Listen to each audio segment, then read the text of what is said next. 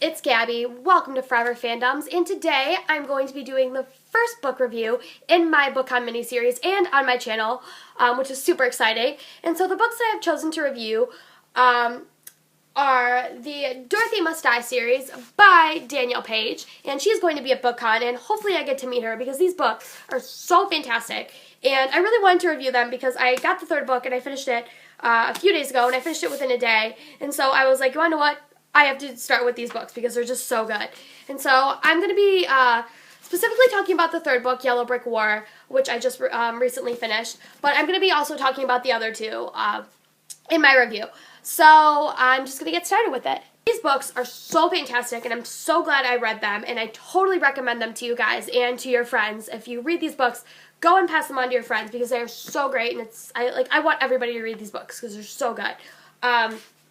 So let me first talk about how I found out about this series. So Epic Reads, if you haven't heard of them, they basically are partnered. They're like part of HarperCollins, and basically they do a whole bunch of stuff with young adult books. And they were advertising Dorothy Must Die. That was one of the books they were talking about. And so I was like, you want to know what? That sounds interesting. I should read it. And then I never really got the chance. And then there was like a point where I was like, I need a book to read. And so I picked up this book and I started it over winter break. And it was just the title itself that really honestly caught me. And I didn't know anything else about it. But it sounded interesting, like having to kill Dorothy, like that. I don't know. There was something that was interesting about the premise considering I get into The Wizard of Oz. I like it. I think it's cool. It's not one of my favorite things, but I was interested to read more about it. And so I got the book, and then I read the back cover, and that just got me even more hooked. So let me read it for you guys if you haven't heard of the series. So I didn't ask for any of this. I didn't ask to be some kind of hero. But when your whole life gets swept up by a tornado, taking you with it, you have no choice but to go along, you know? Sure, I've read the books, I've seen the movies, but I never expected Oz to look like this. A place where good witches can't be trusted and wicked witches just might be the good guys. A place where even the yellow brick road is crumbling. What happened? Dorothy. My name is Amy Gum, and I'm the other girl from Kansas. I've been recruited by the Revolutionary Order of the Wicked, and I've been given a mission. Remove the Tin Woodsman's heart, steal the Scarecrow's brain, take the Lion's courage, and then Dorothy must die.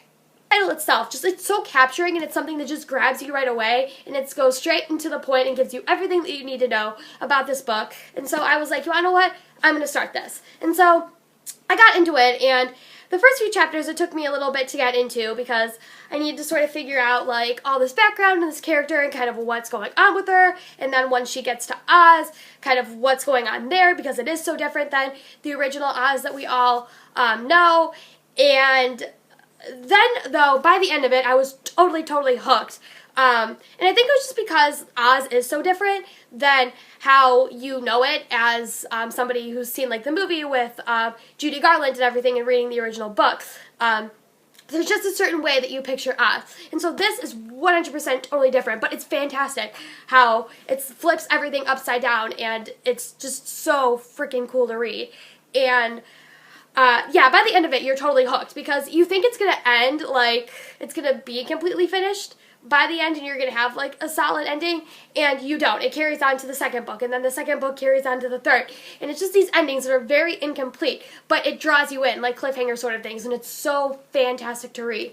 And two big things I love about it. One is the fact that Danielle is able to take the whole world of Oz and able to combine her own thoughts and ideas into it, and it's all able to make sense. It's not anything that feels like unrealistic or like she put this in here and there really is an explanation for it and it doesn't really work. It all fits and it all works, and the explanations are fantastic and such a cool out-of-the-box way of thinking of what would actually happen to Oz. So it's really interesting to read that because I think this is actually something realistic of what could have happened to Oz after Dorothy. And it's so cool to read, and it's so cool to see it all come together and have like your thoughts. And somebody thinking of this is so great. And then another thing, which is the biggest thing, is that there's so many different takes on The Wizard of Oz and of this whole world of Oz because it is so popular, but this could easily be something that just gets thrown into there as like another adaptation, another take on Oz, but it doesn't. It totally stands alone and is its own thing. And it's because of how she pieces everything together and puts this whole new twist on it that makes it interesting and not just like another sort of spin-off of The Wizard of Oz. It's its totally own sort of thing, and I love that because I didn't want it to be something where it was just like another take on Oz. I wanted it to be like its own thing that just didn't kind of get clumped into all of the others. So if you have not read these books, go and read them because you are going to love them so much. I already got 3 of my friends to read them, and they're all hooked on the series. They love them. So that just shows how these books are so great for everybody because everybody knows the story of The Wizard of Oz. So go and read these books because you are going to love them. And so I'm going to start reviewing the 3rd book. So if you have not read them yet, go and read them and then come back and we can talk about how Dorothy's Gotta Die. Yellow Brick War, guys, I bet you loved it just as much as I did because I think it's a fantastic 3rd book in the series and definitely consistently getting better and consistently a lot more action and getting a lot more into the characters and the details and everything that goes on in the story. So I'm so glad I got to read it because it is so fantastic. I love all the action sequences and how they're all so visual and how you feel like you're actually there, and it all goes down like action sequence after action sequence after action sequence. And that makes the whole story such a quick read because you have all of these events just going down right away. And it's amazing how like they're described and you can just picture it and how visual it all is. And then eventually you get to a point where you start to just get into the book and it's like everything just melts away and it's just it's just like you're actually there and it's like you're not even reading the words anymore, you're living out the story. And I love when that happens with books because that's how you know they're really good, if you're able to get into them that much. And so I did that with this book, and there's so many great fantastic sequences and how you're able to see characters change, especially Amy's mom and Madison. Those 2 characters I've seen have the biggest change, and it's really cool to see that these characters genuinely can change. Because you have Amy's mom in the very beginning, who is like a drunkard and who pops pills, and just the only time she ever really cares for herself is to go out to bars, and she's essentially a horrible parent or a horrible example of what you would want to be as a parent. And so you see her be that in the beginning of the book, and now suddenly we're here in this 3rd book and she's made a complete 180. She has a job, she has an apartment, she has a boyfriend who seems to be very nice and seems to be like a good guy, and she's like buying Amy clothes and buying pizza. She's able to sort of provide for her daughter and care for not only herself but her daughter, and is learning how to be a better mother, and she actually cares about it, and she's quit popping the pills and drinking and going out to the bar. She's taking better care of herself. And so you get to see her change, and that is so fantastic, and I love seeing that in these books. And then also Madison, because she was super popular and such a bitch, and you like hated her in the beginning of the 1st book, and you were just like, I'm done, I can't stand her. And you felt the same way about the mom too, and you start to like them more, you start to grow on them more. Especially Madison, because suddenly now she has this kid and she's had to become like a mother, and her parents have kicked her out, and she's broken up with her boyfriend, and so she's suddenly now totally outcasted and in the same situation that Amy once was.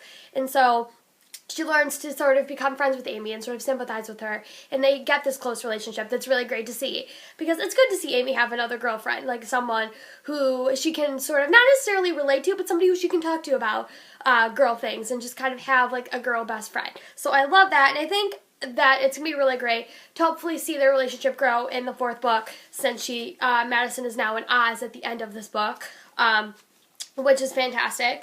And then there's the Gnome King too, and I'm really interested to see what goes down with him, because he sounds like super creepy, and he reminds me of a Silent Brother in a way, how he can like speak in your head, and also sort of like Rysand, like those sort of characters where they can get inside your head. So I think that's kind of interesting, and I want to know like what this guy has planned. Like you get to see a little bit at the end of the book that he obviously wants to take over Oz like Dorothy did or like Glinda did, and so that's sort of now like Glinda's backup is going to the Gnome King instead of Dorothy now that Dorothy's been defeated, or so we think. And so it's interesting. I'm interested to see how he plays into the final book. I believe the 4th book is the final one. So I'm going to be interested to see that. And then there's some really great scenes that go down in the book that I want to talk about too. So there's this great part, and I love, it's kind of like completely irrelevant to the story, but I thought it was really fantastic because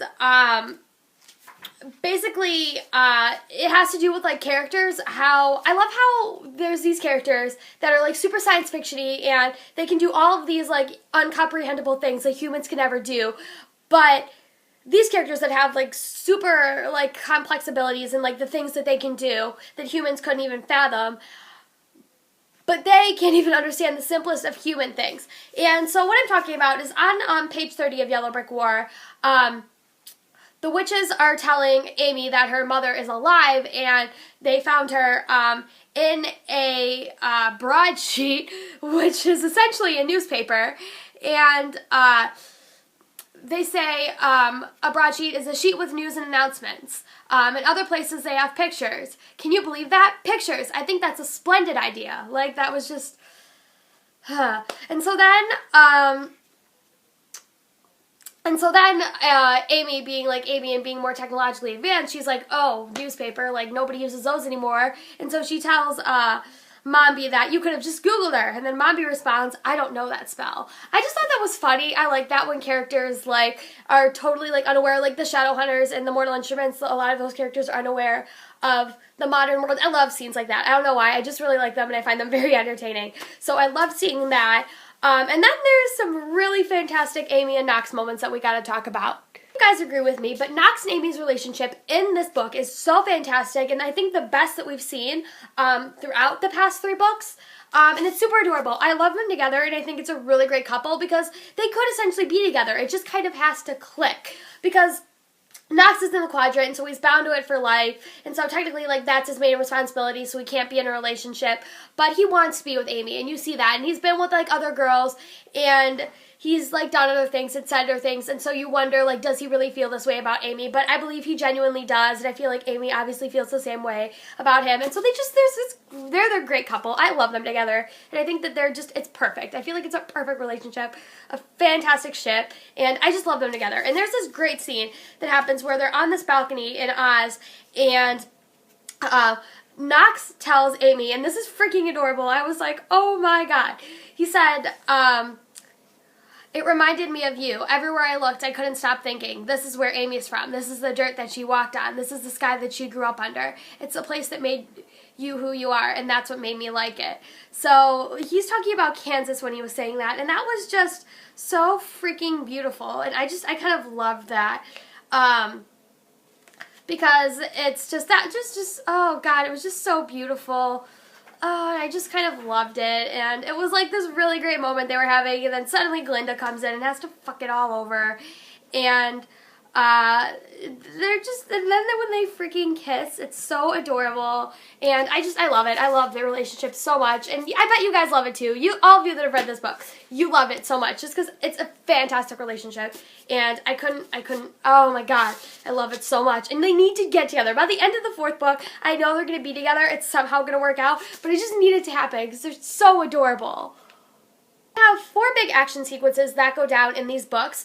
First is the one with the Gnome King, where he comes into Amy's high school and there's like a tornado that happens inside the school that sends Amy back to Oz, and she gets the shoes then from the high school. So there's that big action sequence, which is really cool, because it's like, I feel like there's like other people in the high school that's there, and it's like this whole big thing goes down. I thought that was really cool, and also the fact that Knox came for Amy, which was extremely adorable. So there's that scene, and then there's the big scene, which is like, this is like the biggest action sequence I think in all of this, is the scene with Glinda and Glamora fighting, and then all of like Glinda's little like bots, and then Dorothy comes in with like the monster Toto, and then all the monkeys come in, and just like a whole big frickin' action sequence. That is so cool.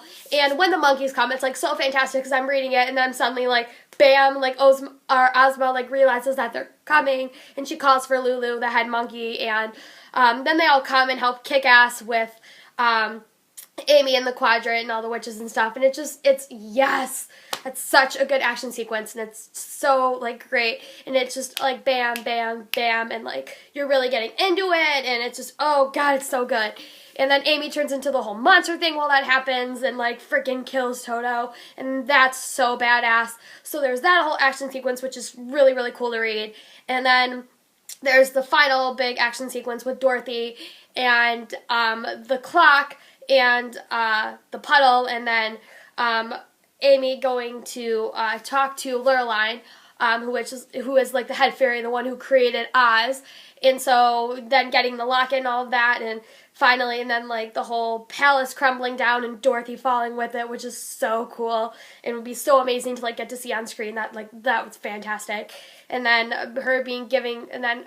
Amy giving the locket to Ozma and her like returning into her normal self. Like all those action sequences are so cool to read, and they're just like so perfectly described, and it's just, oh my god, so fantastic. And I don't know about you guys, but these action sequences in here are so good, and they totally make the story, and just, oh my god, so fantastic.